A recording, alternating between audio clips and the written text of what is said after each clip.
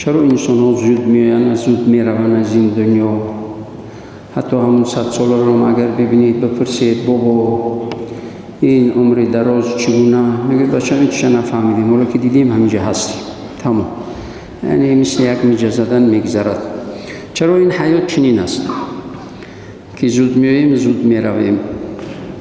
به خاطر که این حیات و این زندگی امتحان که هست، هر امتحانی زود میگذرد. حالا 11 سال تا صنف 11 میخواند، بعد چند ساعت امتحان میدراید.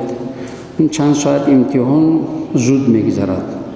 دانشگاه میخواند، امتحان دولتی داخل میشود، کاغذ قلم را میگیرد، چیزی نوشتنی میشود که زود وقت میگذرد. همین است، تمام امتحان زود میگذرد. حالا که دیگر این حیات و این زندگی و این دنیا برای ابدی نیست، موقتی هست و برای عبادکاری و عمل صالح نیکی و نکوکاری که هست، برای همین زود میگذرد.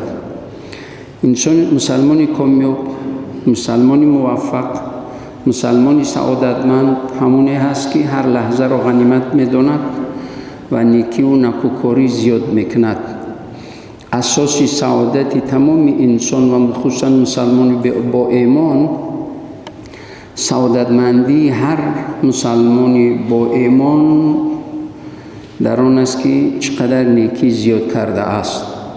هر چقدر عبادت، که نیکی ها هم عبادت است، تمام نیکی عبادت است و تمام عبادت اجر و پاداش دارد و تمام عبادت و تمام اجر و پاداش عزت و برکت و سعادت دنیا و آخرت رو برای صاحبش جلب میکند.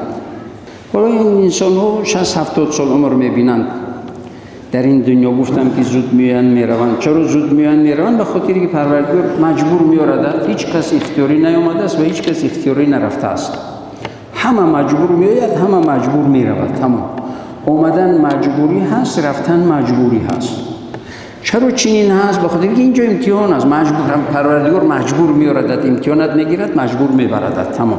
خب کامیاب شدی، خب ناکام شدی. حالا اگر هر انسانی را بگویند که فرض کردیم حضرت عزرائیل آمد، بعد بگوید که من ترا میبرم، ببرم یا نبرم؟ از من شروع کرده تا همه میگه خیلی یک کم تره که دیگه مهلتی که یک نیکی و عبادتی انجام بدهیم. هم خیلی آسان نیست.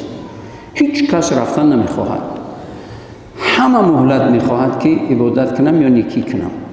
برای همین دانشمندان اسلام میگن که همین حالا که دیگر اختیاری نیست، مهلتت نمیدهند، مهلت نیست، همین رو غنیمت بدان. هر نفسی که میآید و میرود، هر نفسی که میدراید و میبراید، این رو غنیمت بدان که ذکر، تسبیح، تهلیل، سخنی نیک یک بیچاره بینوای، یک پریشانی رو 4 تا نصیحت، 4 تا راهنمایی، سخنی نیک